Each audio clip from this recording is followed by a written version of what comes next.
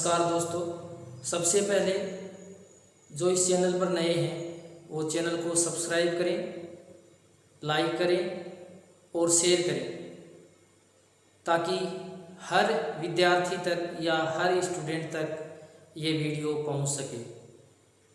अब देखो, टॉपिक है भाववाच्य। भाववाच्य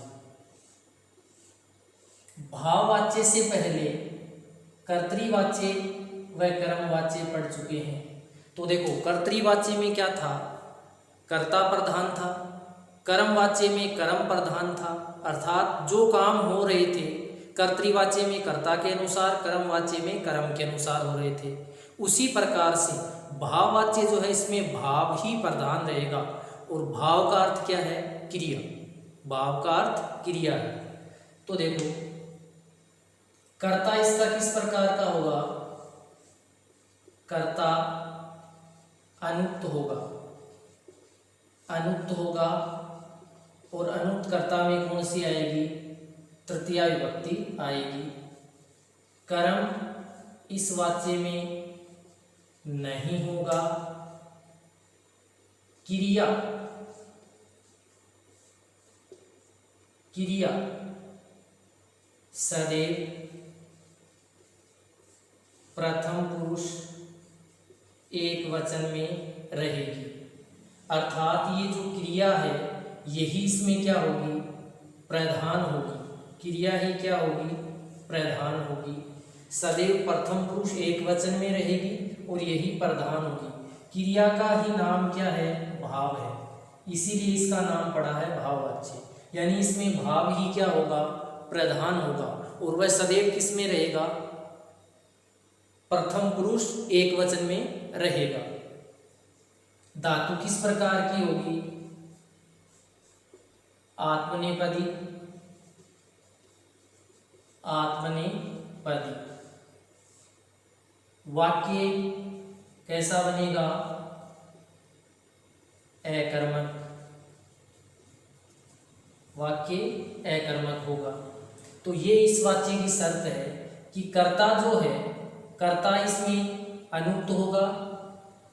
कर्ता अनुक्त होगा अर्थात कौन सी विभक्ति होगी? तृतीया होगी।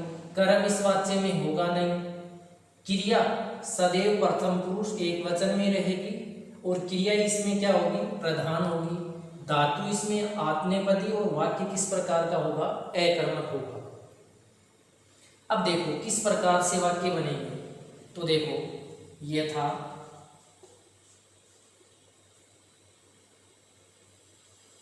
मया गम्यते। मया गम्यते। त्वया लिख्यते।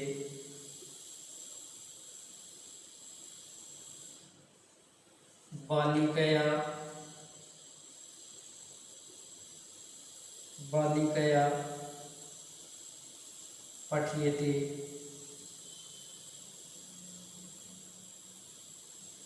शिशुना रुद्यते। मया अत्र पठ्यते।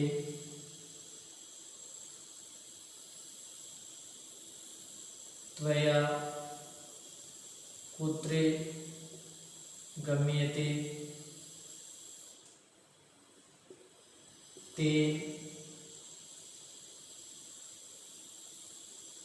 अत्र तेन अत्र धाव्यते।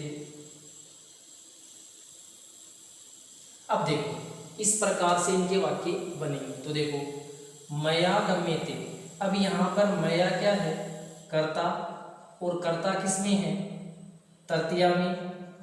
ठीक है। और ये क्या है? अनुक्त भी है। यहाँ पर क्रिया, ये कौन है? क्रिया है। और क्रिया अर्थात इसका नाम क्या है? दूसरा भाव है। क्रिया का ही नाम क्या है? भाव है। अब इसमें ये प्रधान है, इन सभी में ये प्रधान है। रुद्यते, पठ्येते, गम्येते, धाव्येते, ये सभी प्रधान है। यानी कर्ता अनुक्त हो गया, कर्म है नहीं तो क्रिया ही क्या है, प्रधान है। और चाहे कर्ता तृतीया बहुवचन में आए चाहे एक वचन में आए, क्रिया सदैव प्रथम पुरुष एक वचन में ही रहेगी, ये ध्यान रखना है। यानी क्रिया में कोई चेंज नहीं होगा। दूसरी बात ये है कि यहाँ पर अत्र, कुत्र, अत्र ये आ रहे हैं तो इनको कर्म नहीं मानना है। ये सभी क्या हैं, अव्यय शब्द हैं। क्या हैं ये, अव्यय हैं। और अव्यय ऐसे शब्द होते हैं जिनके रूप, विभक्ति, लिंग, वचन आदि में कोई परिवर्तन नहीं होता है, वह सदैव एक जैसे रहते हैं। तो यहाँ पर ये अव्यय शब्द हैं, इनमें कोई प्रभाव नहीं पड़ेगा, अर्थात इसमें कोई परिवर्तन नहीं होगा। तो देखो, मेरे द्वारा जाया जाता है, उसके द्वारा लिखा जाता है, बालिका के द्वारा पढ़ा जाता है, शिशु के द्वारा रोया जाता है, मया अत्र पठ्यते, मेरे द्वारा यहाँ पढ़ा जाता है, त्वया कुत्र गम्यते, उसके द्वारा कहाँ जाया जाता है, तेन अत्र पठ्यते, उसके द्वारा यहाँ दौड़ा जाता है। तो कहने का मतलब क्या है कि कर्ता हैं ये सभी, ये तृतीया में है, अनुक्त हैं, कर्म है नहीं और क्रिया इसकी क्या है, प्रधान है, अर्थात भाव ही क्या इसका प्रधान है। तो इस प्रकार से ये भाववाच्य होगा। अब देखो, तीनों वाच्य पढ़ लिए, कर्तरी, कर्म और भाववाच्य। अब क्वेश्चन ये आते हैं, वाच्य परिवर्तन करने की विधि क्या है, यानी वाच्य परिवर्तन जो है वो किस प्रकार से कर सकते हैं। तो वो विधि पढ़ते हैं कि वाच्य परिवर्तन कैसे करेंगे। तो 9th-10th क्लास जो है उसमें वाच्य परिवर्तन करना आता है, जबकि रीट वगैरह में जो क्वेश्चन है वो थोड़ा अलग आता है, बाकी इनमें वाच्य परिवर्तन आता है। तो वाच्य परिवर्तन की विधि देखो, वाच्य परिवर्तन विधि, वाच्य परिवर्तन विधि। अब इसमें तीनों वाच्य लिखेंगे, देखो, कर्तृवाच्य, कर्मवाच्य, भाववाच्य, कर्तृवाच्य, कर्मवाच्य और भाववाच्य। अब देखो, कर्तृवाच्य में क्या होगा, सकर्मक और अकर्मक ये दोनों में बनेगा। अकर्मक ये केवल सकर्मक होगा, ये केवल सकर्मक होगा और ये अकर्मक होगा। इसी एक ही नियम से हम परिवर्तन करना सीख जाएंगे, किस प्रकार होगा। अब देखो, जो जैसा है उसी में परिवर्तित होगा। यदि सकर्मक है तो सकर्मक में ही होगा, अकर्मक है तो अकर्मक में ही होगा। अब देखो, कर्तृवाच्य का सकर्मक है वो किस में परिवर्तन होगा, कर्मवाच्य के सकर्मक में। कर्तृवाच्य का अकर्मक है वो किस में होगा, भाववाच्य के अकर्मक में। उसके बाद कर्मवाच्य का सकर्मक है वो किस में होगा, कर्तृवाच्य के सकर्मक में। और भाववाच्य का जो अकर्मक है वो किस में होगा, कर्तृवाच्य के अकर्मक में। तो इस तरह से ये परिवर्तन होंगे। तो अब हम कह भी सकते हैं कि कर्तृवाच्य जो है, कर्तृवाच्य इसका कर्मवाच्य व भाववाच्य,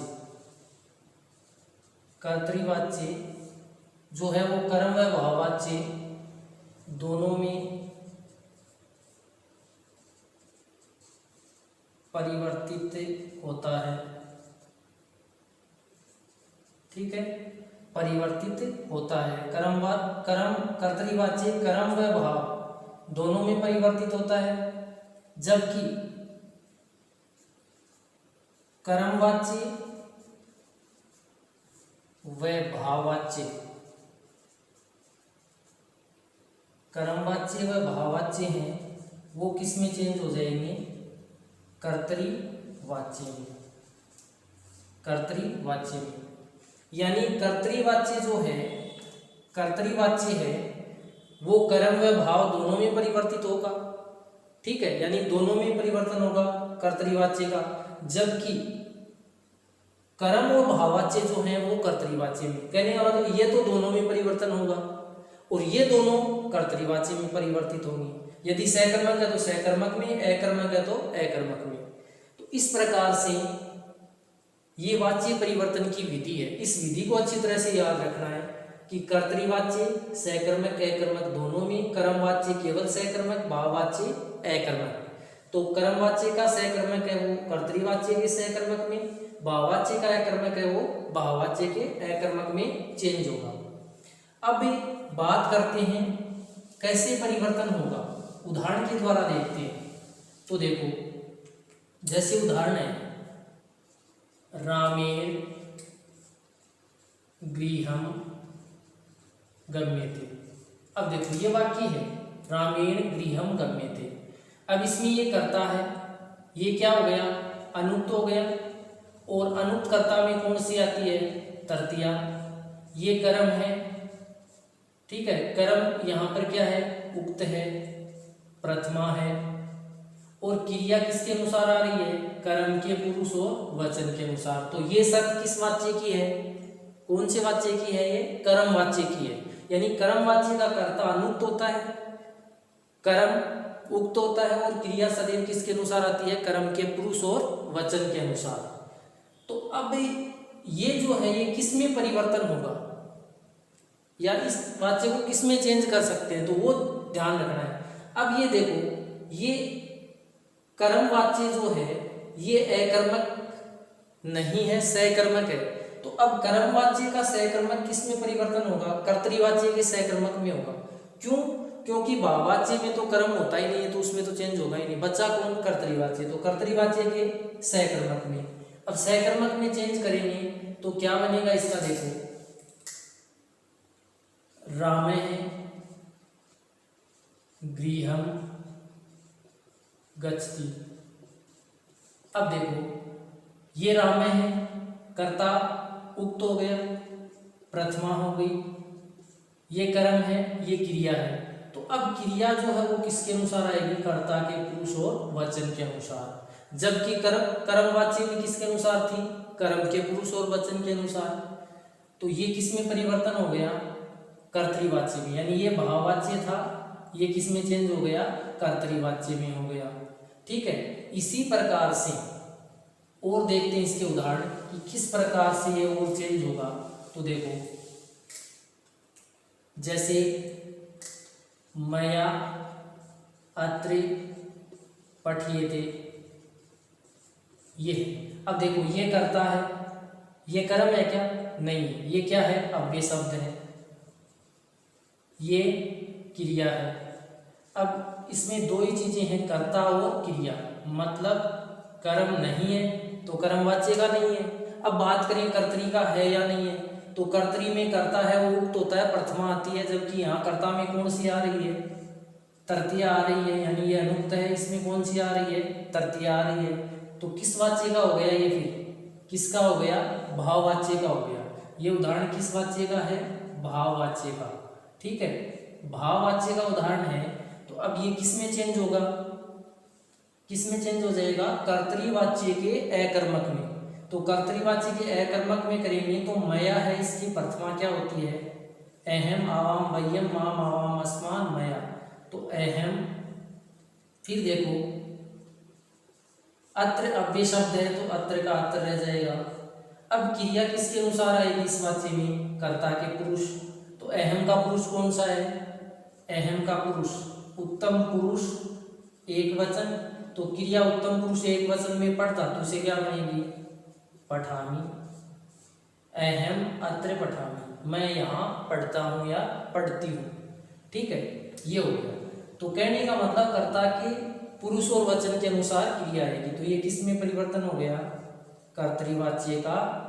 किस प्रकार का है ये, अकर्मक का है। कैसा वह है, अकर्मक है। जबकि ये क्या था, भाववाच्य में। तो भाववाच्य किस में चेंज हो गया, कर्तृवाच्य के अकर्मक में। इसी प्रकार से सीता लेखम लिखती, ये वाक्य है, सीता लेखम लिखती। अब देखो सीता लेखम लिखती, ये कर्ता है, उक्त है, कौन सी व्यक्ति है, प्रथमा है। लेखम अनुक्त है, कौन सी विभक्ति है, द्वितीया है। और क्रिया किसके अनुसार है, कर्ता के पुरुष व वचन के अनुसार। अब ये किस में चेंज होगा, भाव में तो होगा नहीं, क्योंकि भाव में तो कर्म होता ही नहीं है। अब ये किस में चेंज होगा, कर्मवाच्य में होगा। ठीक है, कर्मवाच्य में करेंगे तो कर्ता तृतीया में अनुक्त होगा, तो सीता से सीतया। लेखम की प्रथमा लेख है, और फिर अब क्रिया है वो कर्म के पुरुष और वचन के अनुसार, तो क्या हो जाएगी, लिखिएते। सीतया लेख है लिखिएते, यानी इसके पुरुष और वचन के अनुसार क्या आ रही है, क्रिया आ रही है, कर्म के पुरुष और वचन के। तो ये तो हो गया कर्तृवाच्य का, और ये किसका हो गया, कर्मवाच्य का। तो कर्तरी का यदि सकर्मक है तो किस में चेंज हो जाएगा, कर्म के सकर्मक में चेंज होगा, क्योंकि कर्म में अकर्मक तो होता ही नहीं है। अब देखें भाववाच्य का, जैसे तेन पुत्र गम्यते, ये है।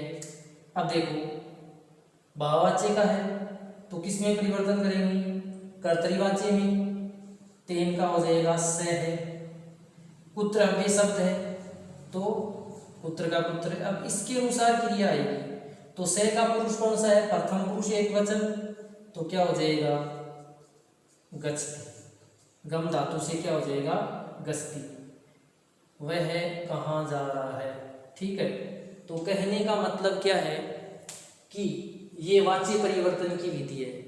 कर्तृवाच्य का होगा तो कर्म में चेंज करेंगे, कर्म का होगा, ठीक है, कर्मवाच्य का है सकर्मक तो कर्तरी में चेंज। यानी इस प्रकार से हमें शर्तें याद रखनी है और उसी के अनुसार ये वाच्य परिवर्तन होगा।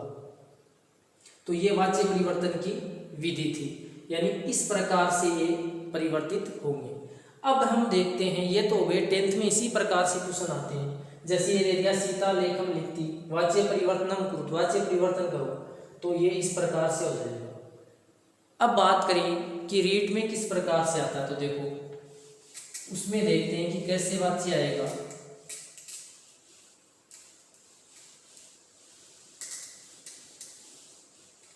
तो देखो उसमें इस प्रकार से देते हैं, जैसे 1 नंबर क्वेश्चन है, रामेण गृहम गम्यते,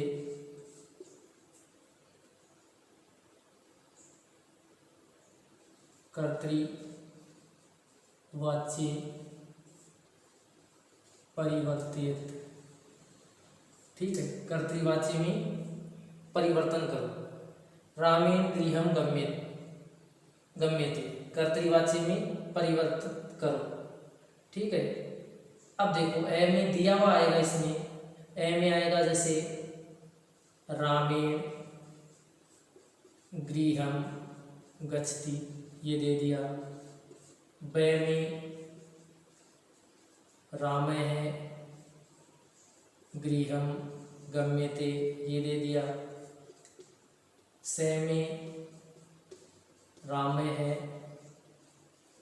गृहम गच्छन्ति, ये दे दिया। और द में राम है गृहम गच्छति, ये दे दिया।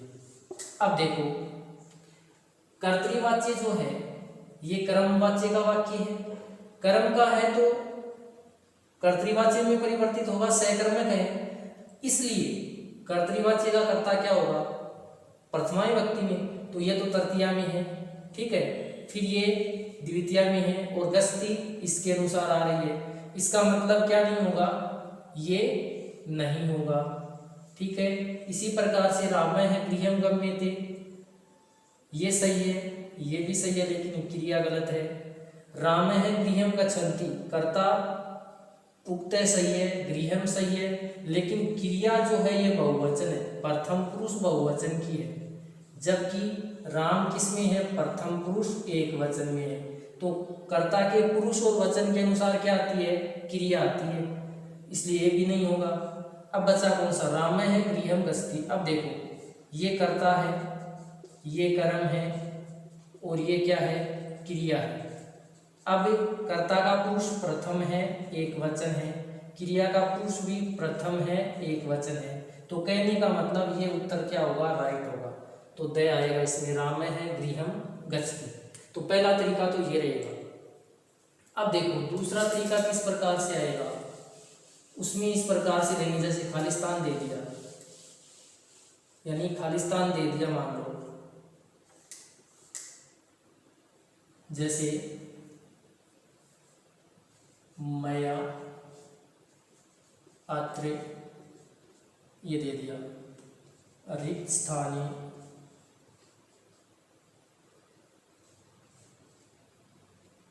ठीक है पूर्ति, रिक्त स्थाने पूर्ति करो या रिक्त स्थाने पूर्तिम कुरुत। अब देखो ए में क्या हो जाएगा, पठियते,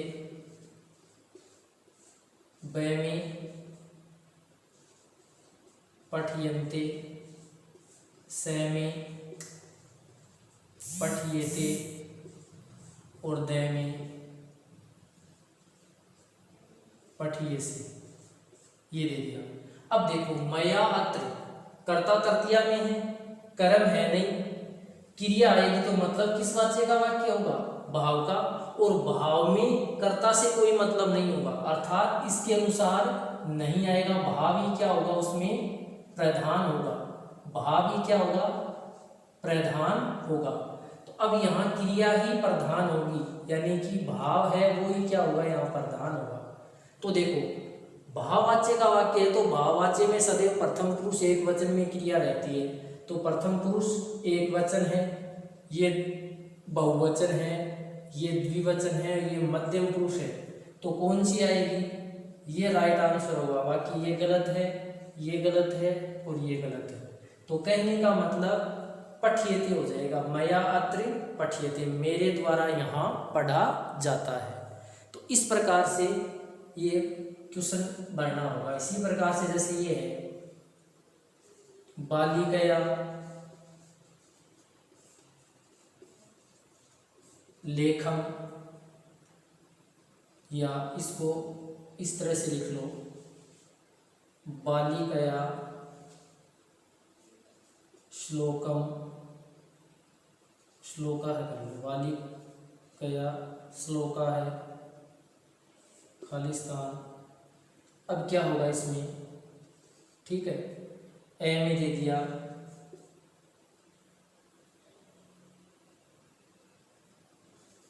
पठियते, ब में दे दिया पठियते, स में दे दिया पठियन्ते और द में दे दिया पठियसे, ये दे दिया। अब देखो बालिकया श्लोका है, यानी ये कर्ता है, ये अनुक्त है और तृतीया विभक्ति में है, ठीक है।